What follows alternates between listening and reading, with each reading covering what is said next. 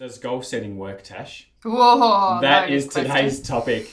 That is what we're going to be talking about in today's podcast. I don't know where this conversation is going to go. No, well, does goal setting work? Because in the world, a lot of people don't actually do goal setting. We've seen in studies and stuff, there's always studies everywhere and stuff like that. Got the infamous study. I was trying to look into that. Apparently not. Is it real or not real? But let's talk about the infamous... Tell the story. Perhaps real, not real study, but they're at Harvard. I suppose at Harvard. If I was to create a fake study, I would start off with at Harvard. Yeah. Because that just legalises and makes it real. I was at Harvard or Oxford.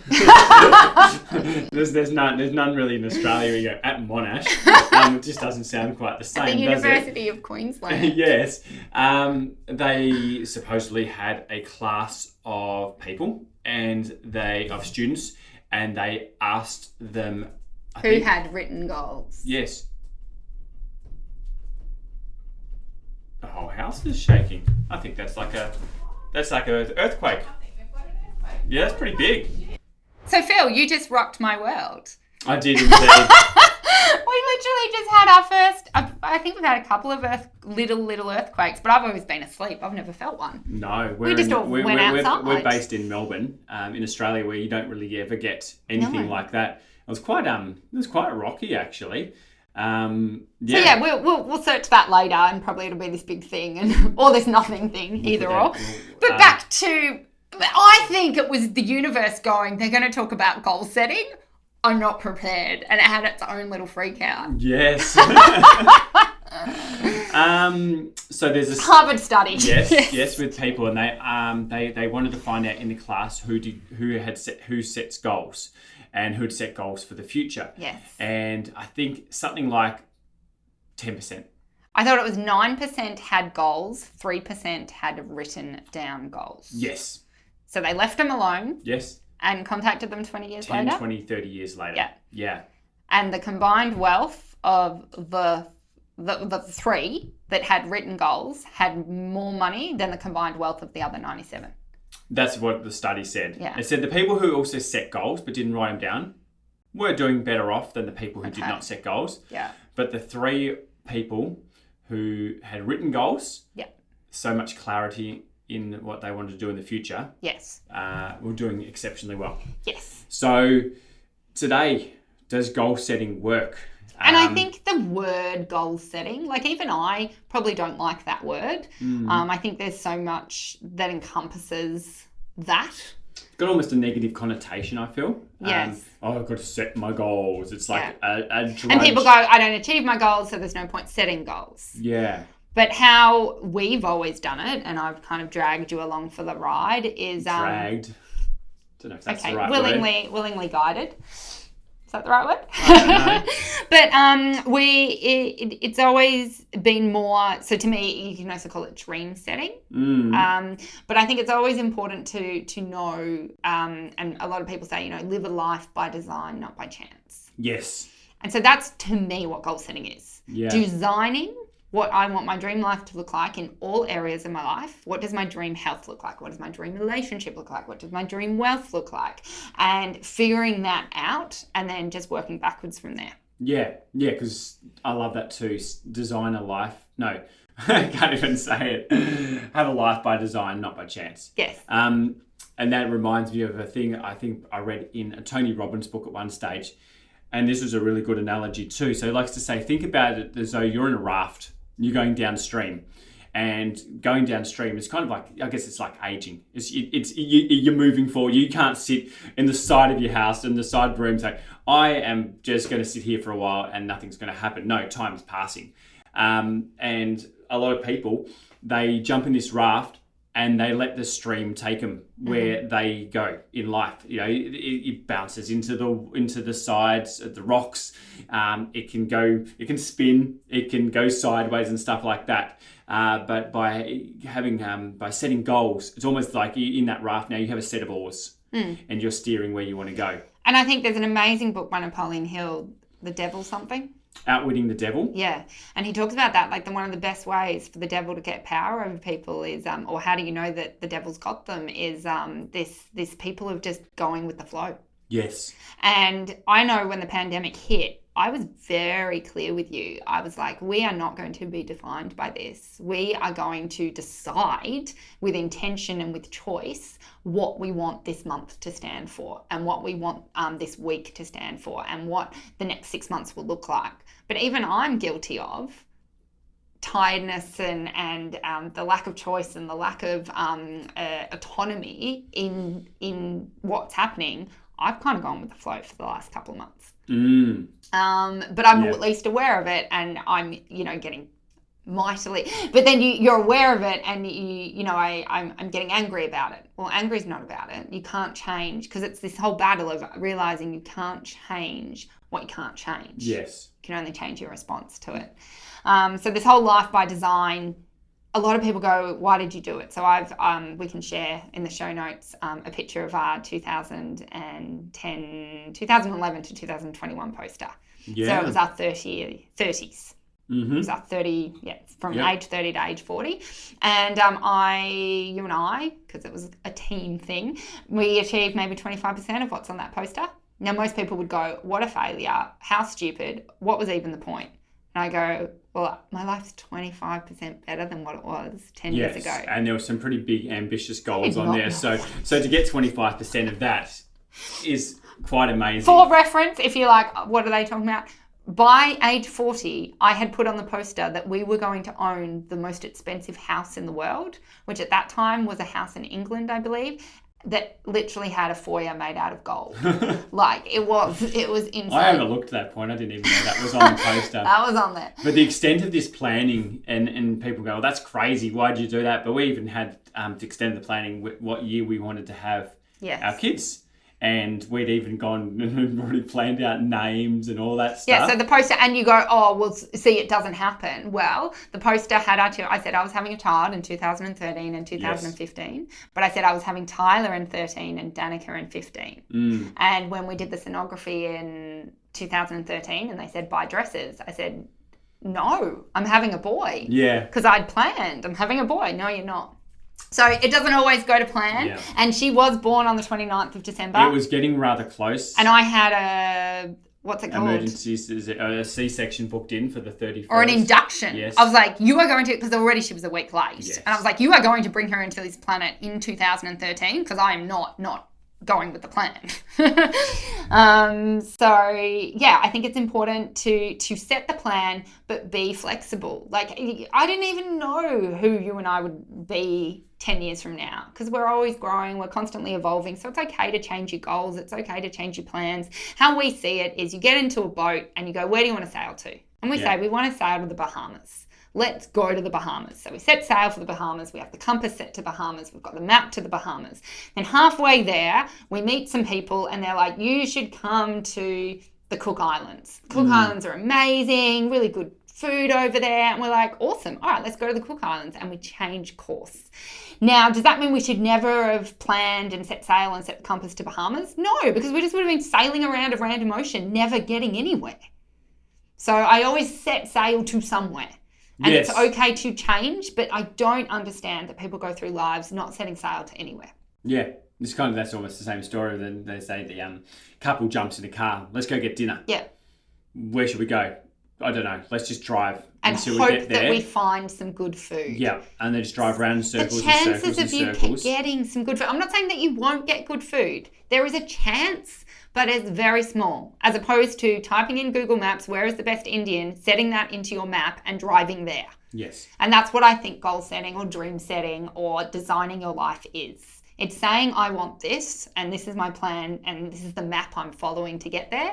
And sure, you might get a flat tire, or you might change your mind and you might turn around and go, I don't feel like Indian anymore. And that's all perfectly okay. But let's give yourself the best chance of success. That's kind of almost expected, isn't it? There's things going to pop up. So you're saying as expected. So why we set goals? Yes. Is that to give us that motivation or a direction? There's a million different, to me, because I don't want to just take what life has to offer me, because it probably won't offer much. As I said, there's always a chance some good shit will come, but it's not high. I want to increase my chances of having and living the life of my dreams. Yeah. Not just hoping it randomly happens, because it won't.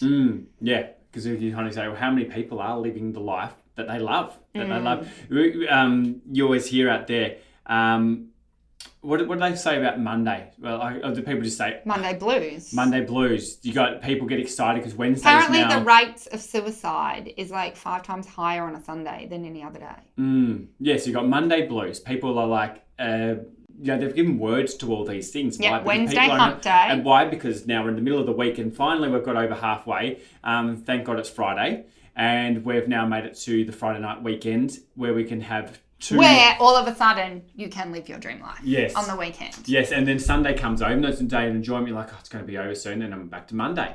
Yeah. And this is not a life you want to live. Like, you've been given the gift of life. Yeah. Live your dream life. And I know it sounds so contrite and so annoying because we weren't raised in a society that told us this. Phil and I always we were talking with one of Phil's friends. He came over and we were laughing because we're like, what the hell were we doing from age 20 to 30? And I was like, we were doing the lie that we were sold to us, which was go to university, study hard, and get a good job.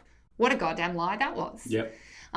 Do work that is never once in a career guidance seminar at school were we told do what you love. And I'm not saying everyone should be an entrepreneur or work for themselves. Like if you feel the calling to care for people and look after people, like I think Danica might be a nurse, just like her grandmother. Yeah. And that's because they have this calling and this need inside of them to soothe other people and take away pain from other people and look after other people. So do that. But don't go be a nurse because you got a certain score in university and you qualify to get into that course and you need to get a job, so you may as well go get that job. You're setting yourself up for a life of drudgery and existing. Like, I can't stand people that just go, they resonate with I'm existing. It's like, that's not the point. We're not meant to just exist. Yeah. Like, my big mantra is my goal, or you talk about goals, my goal and my purpose in life is to live every moment with as much love, joy, happiness, and fulfillment as possible. Now, for me right now, that is doing a podcast. No one's sitting here. No one's going, I will pay you for an hour of your time for you and Phil to record a podcast. You and I are just hanging out, chatting as we always do.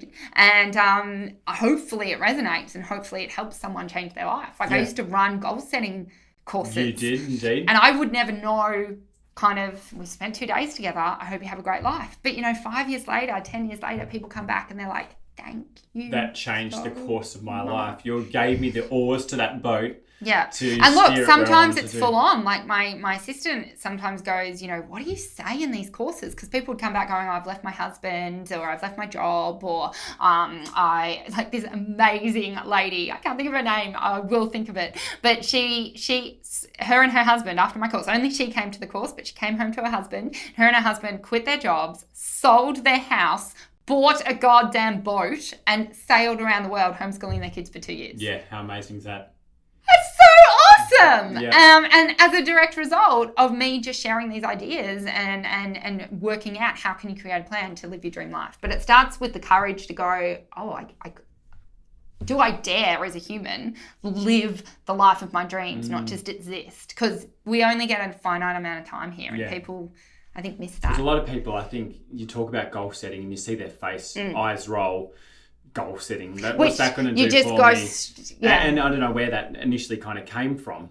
I think it comes from maybe school, like, set a goal or set an intention to get a certain mark at school. And I think it comes from failure. Yes. Most people I talk to that have a really negative connotation to goal setting, when you go into it, it's like, I set goals. I did a vision board. I did this, I did that, and I didn't get it. And when so do what's most the people point? set goals too?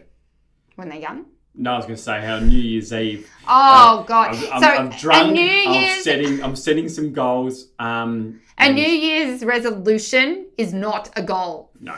A New Year's resolution is normally a wanting to be a better person without change.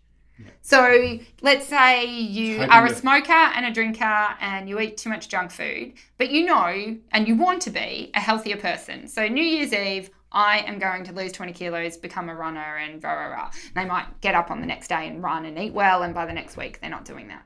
But that's because they didn't change. But I don't know why people think on the 1st of January there's a magic fairy that just goes, okay, now we change who you are. Yes. You have to do that. Yeah. Yeah, exactly right. You've got to change your environment. You've got to change your thoughts. You've got to change your decisions. You've got to change your beliefs. You've got to change your actions. Yeah, They're just kind of... You're going to change your habits. Just, it's their New Year's resolution's like a hope. It's a wish. Yes, and that's because, yes, it's that. And then people go, I want X without change. Yeah. Because people think change is bad. Yeah. You and I are fucking obsessed with change. Yes. And all we're, like, if anyone ever said, oh, you guys are just the same as what you were 5 years ago, we'd be like, oh, shit, we have done something wrong. Because we were not. Like, every time I look back on who we were 5 years ago, I'm like, we did not know what was going on. No. And I can't wait till we're 80, 90, 100, 150 going, do you remember when we were 40? Oh my God, we knew nothing. So I want to get into how we set goals. I want to get into a little bit of that because I want people to be able to walk away with this going, this is going to be a really long podcast. I really want to set goals. So firstly, it's understanding that without setting goals, we're kind of aimlessly wandering through life. Mm-hmm. There's so many areas we can set goals in. Mm-hmm. This is a big topic. It's a big area. So let's just say that they go, okay, I've thought of something. There's something I want to set a goal in. Because we'll just pick. I always like, when I do this with Tash, she likes to set goals in about 100 areas. No, there are 7 categories, thank you. 8. Yes, when you put about 8 in each one is 64. So I myself are like, I'm going to really focus on one thing more than another. Mm-hmm. And if there's people out there like that, because we'd like, just start by setting a goal and working towards something. So they're excited. There's something they want to achieve in life, whether it's I want to lose weight so I have more energy. I want to do this in my business. I want to have more time to do something with my hobbies. How would I start going about setting a goal? Oh, okay. So, well, I think that you said it at the very start, like I have 64 goals, you'll have 1. So you really need to know who you are. Because if I set one goal, it does nothing for me. You set 64, you're totally overwhelmed. That does nothing for you. Yeah, because you're trying to, like, all day you're like, okay, which one now? And for me, when I would say one will have a flow and effect to something else, which will have a flow and effect to something. So it is more than that. Yes. But by achieving one, you get that momentum and you run to the next and you do more things. But for some people. Yes. Yeah. So it's really understanding a motivational style, what overwhelms you, what causes you to procrastinate, what causes you to get excited, what causes you to take action. They're really big questions that you've got to know those answers to, because that influences what kind of goal you set. For someone else, that has that personality that only is inspired to take action or stop procrastinating on a really big goal, let's say they're a couch potato, they need to sign up to the Ultraman marathon that goes for 24 hours without stopping in 9 months from now. And they're just going to be like, I'm going to die. I've got 9 months to get my shit sorted, and they're going to start running. For someone else, they just want to set the goal that in a month they can run around the block.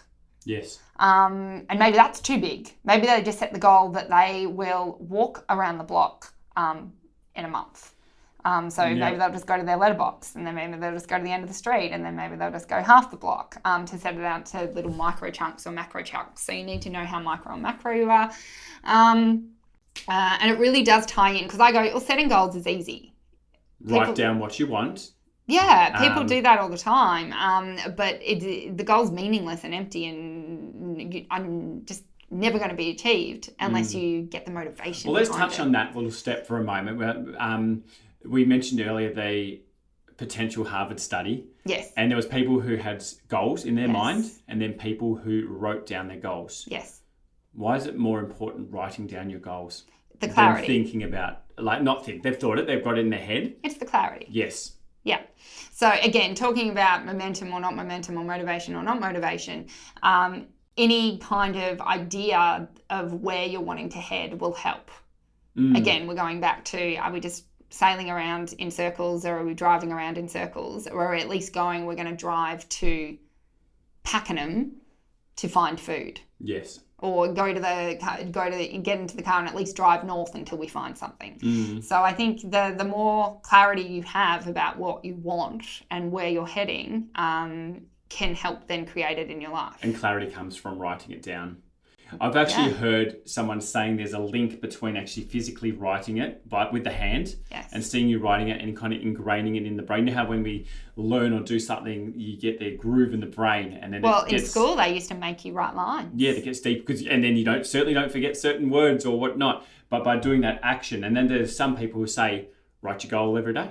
Yes. Write it down every single day. And maybe the writing down helps. Maybe for someone else, it's visualizing it every day. Yes. Maybe someone goes, oh my God, I can't visualize. And it's just saying it out loud. Yeah. And what if it was all of them? What if you visualized, said it out loud and wrote it out every single day? Now, if you did that for 365 days and did nothing else and didn't even talk about your motivation and everything else, I still think something's going to shift. Yeah. Because your brain is suddenly in conflict. It's like, I'm getting all these orders. Like, it's just like a restaurant. I'm getting all these orders for X.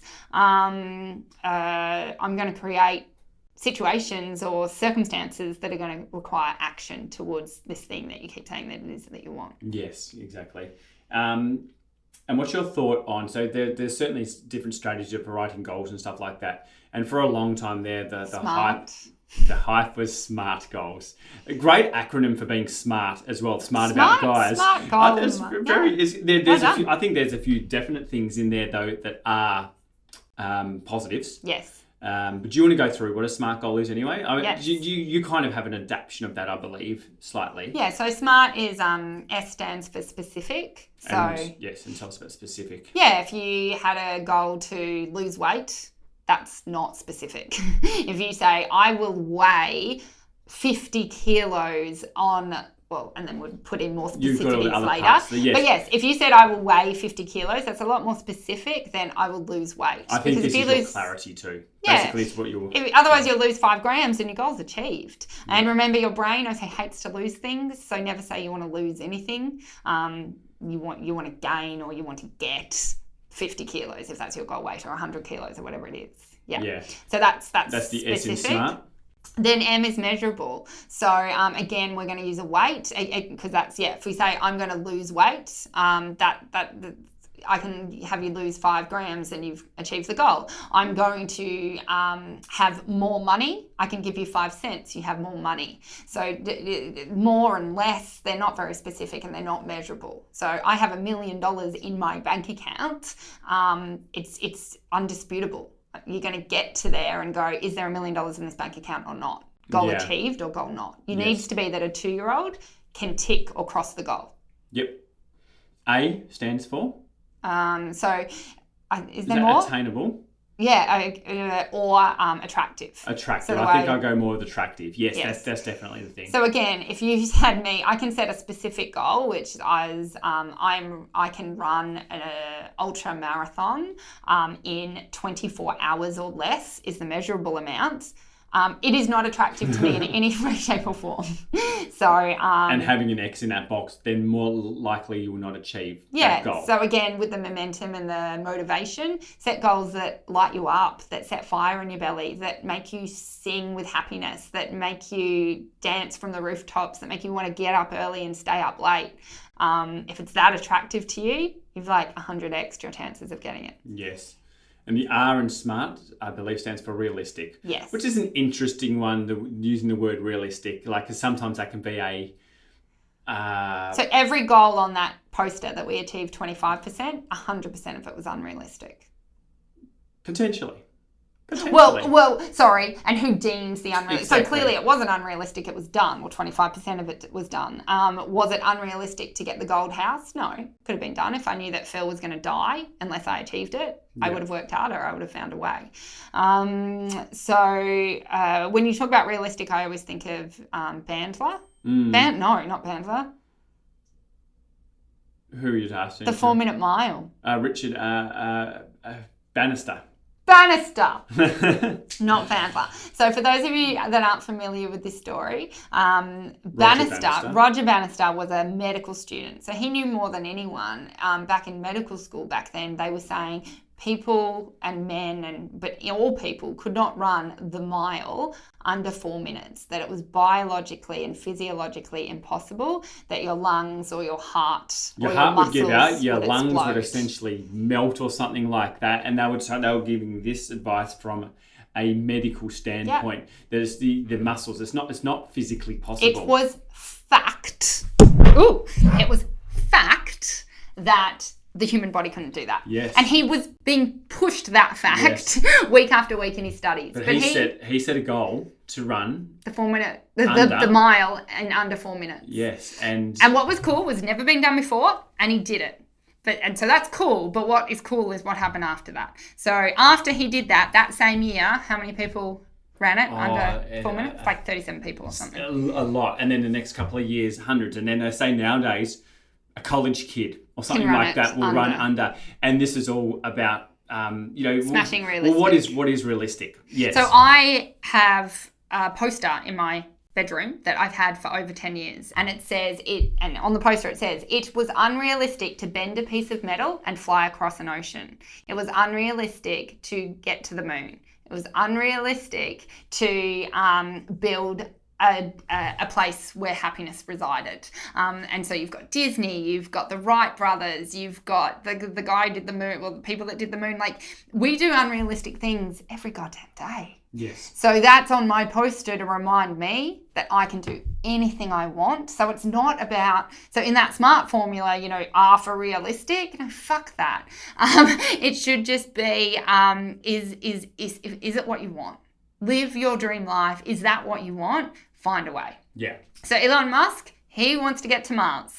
Realistic. So if he's going through the SMART formula, should he set that goal? Men on Mars in 2025? No, he should not. But thankfully he doesn't. He goes, this is the life that I want to live. This is the world that I want to live in. And I want to create a way that gets us to Mars. Yeah. Thank God. Yeah. So just cross out R. I don't like it. Yeah, I was going to say, that's the interesting one. But again, with motivation, if you are a person, so there's a whole type of personality, a whole group of people that only function on fact, that only take action if they believe it's possible. So they're not going to go towards a goal of flying to Mars because their brains just say this isn't possible. So we're not going to let you take any action towards this because it's a futile attempt. It won't happen. Yeah. So for that, the R is really important. So you set these really small micro goals of going, okay, it's realistic. So let's say you wanted to lose 20 kilos or weigh a certain amount. You're going to say, well, realistically, could I lose 5 in a year? Yeah, that's really real. That's like 100 grams a week. You can so do that. And that's a better goal for them. And then T, time frame. So time specific. Yeah, so you'll hear me when I do an example like you will be at Mars in 2025, or I will weigh 50 kilos by December 31st, 2024, or whatever it is. You've got to put the time frame on it. And because a goal without a time frame is a dream, as I've heard people say, or something like that, or it's nothing. Yes, and look, I get the time frame wrong all the time. But at least by having a time frame, it gives you that hustle, or it gives you that. Well, I was going to say, did you do your essay on the Sunday night before it was due on the Monday? At times, yes. I always did. Yeah. And then my dad would yell at me because the printer wouldn't work. And he'd be like, why'd you leave it? So as Tash was saying at school, when you had these big exams, they've given you 2 months to complete this assignment, this essay, and then it would always be that Sunday night before the Monday. This is when Tash definitely has a bit of the Monday blues. That's due. But working the school people would say, I did an all-nighter. Well, what's an all-nighter? Well, I waited for 2 months and then I've done my assignment on the last. So there's an actual principle that says 80% of the job will be done in the last 20% of the time. Yes. Or that whatever job will fill You'll take the time to do the job for whatever time you set. Yes. Yes, can't think of the law, but it's a law. It's real. So with your goals, you don't want to give yourself 10 years if you could potentially do it in one. And again, it might be motivating for you to go, I got to make $1 million in a year rather than $1 million in 10 years, or vice versa.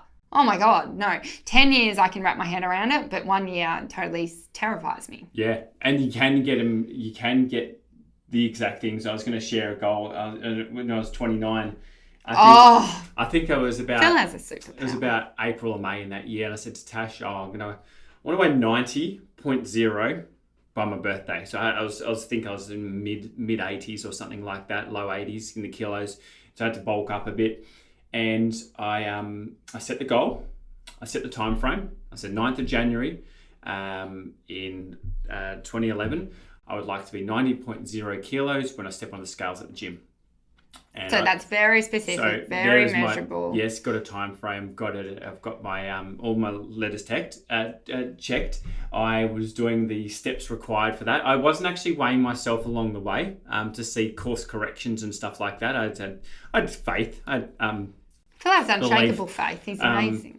Especially in the health thing, I found that a lot easier. But for anyone that weighs themselves continually, to get anything 0.0 is very hard. Like, it wasn't around 90. It wasn't 90.4 or 89.6. He said 90.0. Yes. And so tell us what the frick happened on the 9th of January, 2011.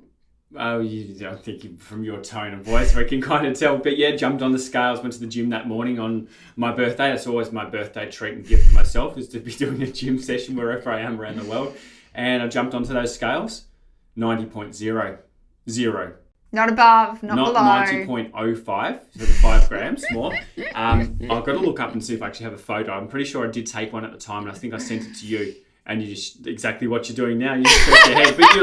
But you like setting these goals. You're magical, yes. But I get very frustrated with Phil because he's clearly got magical powers. And I go, please, can you clearly... Because I have the complete opposite. I set these massive dreams and these massive goals and say it all has to happen by tomorrow. That's kind of my time frame. And some come early, some come later. And it's all very haphazard and just... haphazard. Yes. Whereas Phil every now and then will go freaking exact, freaking clear, freaking whoo, and always get it. And I'm always like, just do it more. And he's like, the magical powers need to rest. Yeah. But there is so much magic in setting a goal and achieving that, and yeah, giving you that confidence and setting other ones and bigger ones. Yeah. So yeah, that's what. Yeah, does goal setting work? I say yes, it does. It gives you a direction in life. It as we said, life inevitably passes, and you want to be living a life of design or a life by chance. A chance you get taken anywhere. You don't know where you are going. You're more likely to hit bumps and roadblocks, and I think happiness is certainly not there as much. But having this a clear direction and reevaluating is not like, as you say, you set a goal and you're working at, like, if you're working at that's set in concrete and stone for life. You review yours. Like, I find Tash. So Tash has a place at our house. We call it the Cove. It's basically in our bedroom. It's a kind of a corner of the room where she has a little electric heater. I love that. She's like on the ground, leaning over, and she has all her goal books in front of her. And I think that's one of your superpowers, is really just sitting there and living in this dream world, yes, like writing and making your dreams and writing your goals. But the payoff and the benefits of that is amazing. And it's important, like also as a relationship, I am constantly in the future. It's very, very hard to bring me into the present, and I'm not really so fussed with the past. I would say both Phil and I, past is done, learnings move on. But Phil's very much in the present, and I'm just over here. Yeah, we've planned. She loves it. She loves planning for a holiday. We can be on that holiday, and I find her in the bed planning the next holiday. It legit has happened. Do you want to enjoy this one? The one that you planned for? I think you get more planning enjoyment. Planning is so much more fun than doing. Yeah. So, yeah, goal setting is one of your genius zones, one of your things you love. Yes. You love sharing it with the world. Yes. So yeah, you could talk about. We're going to be talking a lot more about goal setting. I love it. Podcasts. Guys, let us know in the comments. Share with us one of your goals or one of your dreams.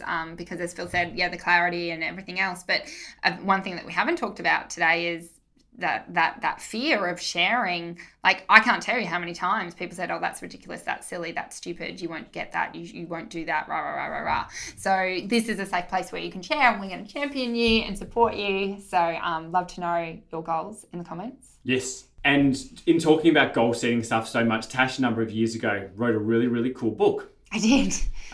Goal setting for success or something like that. I wrote a fear book in overcoming fear, and Phil had to really help me with that. And I wrote a horse riding competition one, and Phil had to really help me with that. And no one had to help me with the goal setting book. I had that one. No, but it's a really, really cool book, and you've got workbooks, you've got so many stuff that you've designed and created around goal setting. I think after talking in this podcast, it'd be really cool to give your book away for those who would love to read it, and they can dig more into what you've done. And it talks about what motivates you, talks about how to chunk your goals, talks about how you plan them, talks about how you action them, how you can actually create a blueprint for success. I'd love to give it to you. Yeah, and potentially in these workbooks, I got a workbook from Tash one time, it's like this thick, but she's done a modified version for those who are... Now we don't print him out a workbook. I just lock him in a room on New Year's Eve, and he's not allowed out until he's answered 573 questions. Yes. No, not that many. We've reduced the system. But yeah, for those who want a goal setting book and all the other extra goodies that come around that, check out the show notes below. Go there, and then you can grab your copy there. Yes. It's our gift to you about power of goal setting and why you should start doing it now. Yeah, and please go get it, and please go live your dream life. That's what I would want for you. Yeah, read it. Let us know what your thoughts and ask questions. Tash will happily answer all questions goal setting related. Yes. Awesome. All right, see you next time.